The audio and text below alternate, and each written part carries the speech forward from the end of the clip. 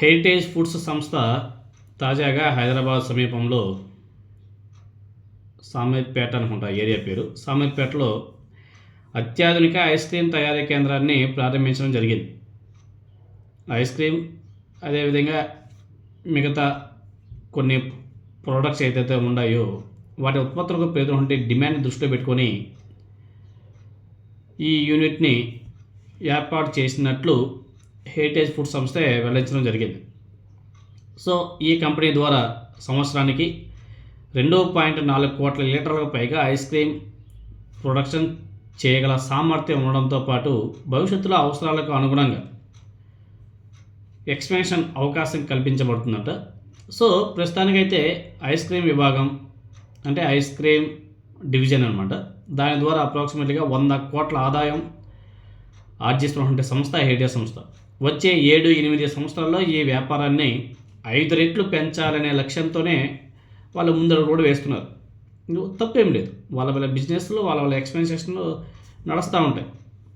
ఇదే సమయంలో ఆంధ్రప్రదేశ్ విషయానికి వస్తే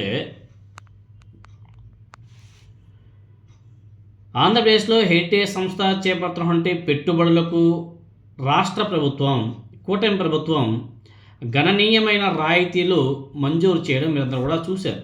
కొద్ది రోజుల ముందే క్యాబినెట్లో కూడా వాటికి సంబంధించి అప్రూవల్ కూడా అయిపోయింది. టెక్నాలజీ అప్గ్రేడేషన్ కోసం సబ్సిడీలు, 5 ఏళ్ల పాటు 100% జిఎస్టీ రీయింబర్స్మెంట్, విద్యుత్ బిల్లులో యూనిట్కి ₹1 రాయితీ, ఇలాంటివి ప్రయోజనాలు కల్పిస్తూ కూటమి ప్రభుత్వం మన క్యాబినెట్లో ఆమోదం కూడా పొందే. అదనంగా పాల ఉత్పత్తుల విస్తరణలో భాగంగా నెయ్యి, అదేవిధంగా ఫ్లేవర్డ్ పాలు, పన్నీరు లాంటి ఉత్పత్తి పెంపుల మీద ఆ సంస్థ లక్ష్యాలు కూడా నిర్దేశించింది. అయితే తెలంగాణలో భారీ స్థాయిలో పెట్టుబడులు పెడుతున్నప్పటికీ హెరిటేజ్ సంస్థ అక్కడి తెలంగాణ ప్రభుత్వం నుంచి ప్రత్యేక రాయితీలు పొందలేదనేది తెలుస్తుంది. మరి అక్కడ ప్రభుత్వాలు ఎటువంటి రాయితీలు ఇవ్వకుండానే ఈ హెరిటేజ్ సంస్థ అక్కడ అన్ని 100 కోట్లు పెట్టి ప్లాంట్ విస్తరణ చేయడం ఎంతవరకు సమంజసం? అక్కడ కొత్తగా ప్లాంట్ పెట్టి అక్కడ ఉద్యోగాలు కల్పిస్తూ అక్కడ జనరేట్ అయ్యే జిఎస్టీ అమౌంట్ తెలంగాణ రాష్ట్రానికి పోతుంది కదా. మరి ఇక్కడ ప్రోత్సాహాలు పొంది ఆంధ్రప్రదేశ్ రాష్ట్రం నుంచి ప్రోత్సాహాలు తీసుకుంటూ తెలంగాణలో పెట్టుబడులు పెడుతూ తెలంగాణ రాష్ట్ర ప్రజలకు ఉద్యోగ అవకాశాలు కల్పిస్తూ అక్కడ జనరేట్ అయ్యే జిఎస్టీ తెలంగాణ ప్రభుత్వానికి పోతే మరి ఆంధ్రప్రదేశ్కి లాభం ఏమిటి అనేది చాలామంది ప్రశ్నిస్తున్నారు. పెట్టుబడుల పంపిణీ, ప్రభుత్వ ప్రోత్సాహాలు, ఉద్యోగ అవకాశాల కల్పన వంటి అంశాల మీద వివిధ వర్గాల్లో ఒక అనుమానం అయితే వ్యక్తం చేస్తున్నారు.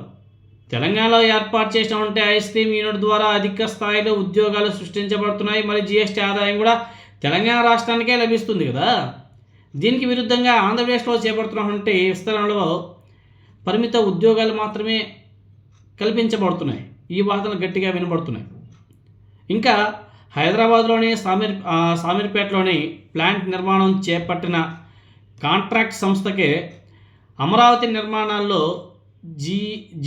జిఏడి బిల్డింగ్ కన్స్ట్రక్షన్ చేయడానికి సేమ్ కాంట్రాక్టర్కి పనులు అప్పగించారు. అంటే వీళ్ళ హెరిటేజ్ సంస్థను ఎవరైతే ఏ కంపెనీ అయితే నిర్మాణం చేస్తుందో, కన్స్ట్రక్షన్ చేస్తుందో అదే కాంట్రాక్ట్ సంస్థకు అమరావతి నిర్మాణాల్లో కూడా కాంట్రాక్ట్ లభించడం మీద విమర్శలు ఇంకా ఎక్కువయ్యాయి. ఈ మొత్తం పరిణామాలు చూస్తుంటే రెండు రాష్ట్రాల మధ్య ఆర్థిక రాజకీయ కోణాల్లో కొత్త చర్చలు కూడా దారితీస్తున్నాయి. దీన్ని క్విడ్ ప్రోకో అంటారు. ఎందుకంటే తన సంస్థల్ని నిర్మాణం చేస్తుంటే ఇంకో కంపెనీకి అమరావతి నిర్మాణాలు ఇవ్వడం అంటే మేబీ ఆ కంపెనీతో వీళ్ళకి బాగా మంచిగానే సత్సంబాలు ఉండొచ్చేమో. దీన్ని అంటారు క్విడ్ ప్రోకో అనేసి. కంటికి కనిపిస్తుంటే క్విడ్ ప్రోకో దీన్నే అంటారు. మనకు న్యాయం చేస్తే మనం వాళ్ళకి న్యాయం చేయడం. మరి దీన్ని ప్రజలు ఏ విధంగా తీసుకుంటారు అనేది, ఏ విధంగా ఆలోచన చేస్తారు అనేది చూడాలి.